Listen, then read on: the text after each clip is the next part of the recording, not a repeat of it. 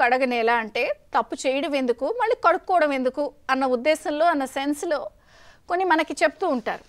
నిజంగా ఇప్పుడు ఆంధ్రప్రదేశ్లో అవినీతి అక్రమాలు చేయడం ఎందుకు, ఆధారాలు చెరిపేయడం ధ్వంసం ఎందుకు అన్నదానికి కరెక్ట్గా చర్చ కుదురుతుంది.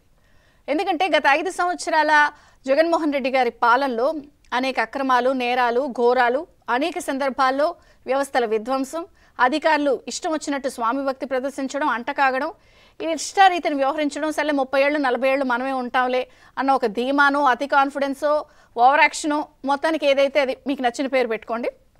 దాంతో ఒక రకమైనటువంటి పాలనని నడిపారు, సాగించారు. అయితే తాజాగా ప్రభుత్వం మారింది, కూటమి ప్రభుత్వం అధికారంలోకి వచ్చింది. వాళ్ళు చాలా వేగంగా నిన్నటితో నెల రోజులు పూర్తయిన నేపథ్యంలో వేగవంతమైన నిర్ణయాలు తీసుకుంటున్నారు వాళ్ళు. సో సంక్షేమం, అభివృద్ధి లక్ష్యంగా అటు పెట్టుబడుల అంశాన్ని కాన్సన్ట్రేట్ చేస్తున్నారు, ఇచ్చిన హామీల అమలుకు వేగంగా వెళ్తున్నారు. ఇంకొక పక్కన ప్రతిపక్షంలో ఉన్నప్పుడు మొదటి నుంచి ఒకటే మాట, కూటమి ప్రభుత్వంలో ఉన్నటువంటి వారందరూ కూడా ప్రతిపక్షంలో ఒకటే మాట చెప్పారు. పిచ్చి వేషాలు వేసినా, అంట కాగినా, రూల్స్ ఫాలో కాకపోయినా, రూల్ బుక్ ప్రకారం వెళ్ళకపోయినా వచ్చిన వాళ్ళందరినీ కూడా చట్ట ప్రకారం చర్యలు తీసుకుంటాం, ఎవరిని వదిలేదే లేదు, ఖచ్చితంగా చట్ట ప్రకారమే ప్రొసీడ్ అవుతాం అని ప్రతిపక్షంలో ఇచ్చిన వార్నింగ్లను నిజం చేస్తూ అధికారంలోకి వచ్చిన తర్వాత ఒక్కొక్క అంశాన్ని పరిగణలోకి తీసుకుంటున్నారు, విచారణలకు ఆదేశిస్తున్నారు, కేసెస్ రీఓపెన్ చేస్తున్నారు, ఫైల్స్ రీఓపెన్ చేస్తున్నారు. ఈ తతంగం అంతా మొదలైపోయింది. అంతెందుకు రఘురామ కృష్ణంరాజు గారి కేసుకి సంబంధించి కూడా మొత్తం మళ్ళీ ప్రొసీజర్ స్టార్ట్ అయింది. ఇలా ఒక్కొక్కటి నిర్ణయాలు చాలా వేగంగా జరుగుతున్నాయి. కానీ ఆంధ్రప్రదేశ్లో జరుగుతుంది ఏంటి?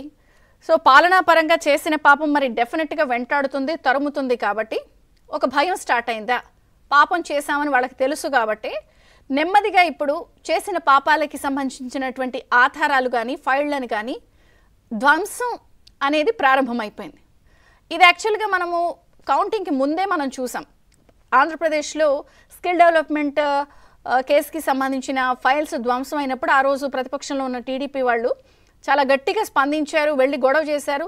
సరే ఇవన్నీ అప్పుడు వివరణ ఇవ్వడం చూసాం. కౌంటింగ్ రోజు నుంచి బిగిన్ అయిపోయింది ఫైళ్ల ధ్వంసం వివిధ శాఖల్లో. తాజాగా మనం చూస్తే నీటిపారుదల శాఖ అభివృద్ధి సంస్థల కార్యాలయంలో కూడా విచిత్రమైనటువంటి అగ్ని ప్రమాదాలు జరుగుతున్నాయి. ఎలాంటి ప్రమాదాలంటే అవి విచిత్రమైన ప్రమాదాలే. అర్ధరాత్రి పూట జరుగుతాయి, షార్ట్ సర్క్యూట్లు అయిపోతున్నాయి, ఫైల్స్ ఎరుకలు కొరికేస్తున్నాయి, జిరాక్స్ మిషన్స్లో కొన్ని కాగితాలు ఆటోమేటిక్గా అవే కట్ అయిపోతున్నాయి. ఒక నీటిపారుదల శాఖకు సంబంధించిన అభివృద్ధి సంస్థ కార్యాలయంలోనే కాదు, ఇది ఎక్కడి దాకా వెళ్ళిందంటే APMDC, AP beverages, tourism, mining, excise, ఇలా వివిధ శాఖల్లో రకరకాల ఫైళ్లు తగలబడిపోవడం ప్రారంభమైపోయింది. సో నెమ్మదిగా ఒక్కొక్క శాఖకి ఏదో మరి అగ్ని దావాన్లో ఒక్కొక్కటి అడవి అంటుకున్నట్టు ఒక్కొక్క శాఖకి మరి ఇది పాకుతోంది, అంటుకుంటోంది, ఫైళ్లు తగలబడుతున్నాయి.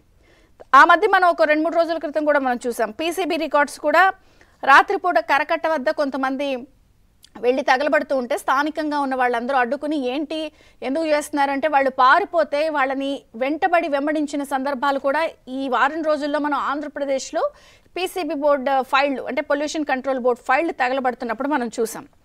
సరే పోలీసులు ఎంటర్ అయ్యారు, కేసులు నమోదవుతున్నాయి, ప్రభుత్వం సీరియస్గా తీసుకుంది, అన్నీ కూడా చర్యలు తీసుకోండి అన్నప్పుడు పోలీసులు డెఫినెట్గా కేసు నమోదు చేసి విచారణ ప్రారంభిస్తే పొంతలేని సమాధానాలు పోలీసులకు వస్తున్నాయి. ఏమని? ఎలుకల వైర్లు కొరకడం వల్ల షార్ట్ సర్క్యూట్ జరిగి అగ్ని ప్రమాదం జరిగింది లాంటి సమాధానాలు వస్తున్నాయి. సరే క్లూస్ టీం రంగంలోకి దిగారు, ఏం జరుగుతుంది అనేది ఒక ఎత్తు. అయితే ఇక్కడ ఒక కీలకమైన పాయింట్ ఏంటంటే ఫైళ్లు తగలబడుతున్నప్పుడు ఎవరి ఆదేశాల మేర ఈ ఫైళ్లు తగలబడుతున్నాయి? Point number 1. పాయింట్ నెంబర్ 2, మరి డెఫినెట్గా ఒక ఫైలు బయటికి వెళుతోంది లేదా తగలబడుతోంది అన్నప్పుడు ఆ బయట వ్యక్తికి లోపల వ్యక్తి ఎవరో డెఫినెట్గా సాయం చేస్తున్నారు. అంటే అసలు దొంగకి ఇక్కడ ఉన్నటువంటి తోడు దొంగ సహాయపడుతున్నాడా అన్నది పాయింట్ నెంబర్ 2.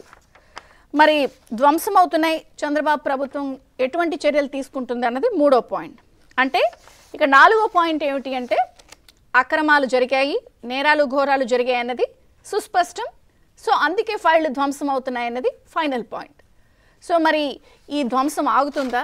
కూటమి ప్రభుత్వం, చంద్రబాబు నాయుడు ప్రభుత్వం ఎటువంటి చర్యలు వేగంగా తీసుకుంటుంది? అసలు దొంగల్ని, తోడు దొంగల్ని పట్టుకుంటుందా? మరి ఎలుకలు, షార్ట్ సర్క్యూట్లు, వింత వింత అగ్ని ప్రమాదాలు జరుగుతున్నాయి కాబట్టి అవి కంట్రోల్ అవుతాయా? ఆ గవర్నమెంట్ ఎలుకల్ని కలుగుల్లోంచి బయటికి లాగుతారా?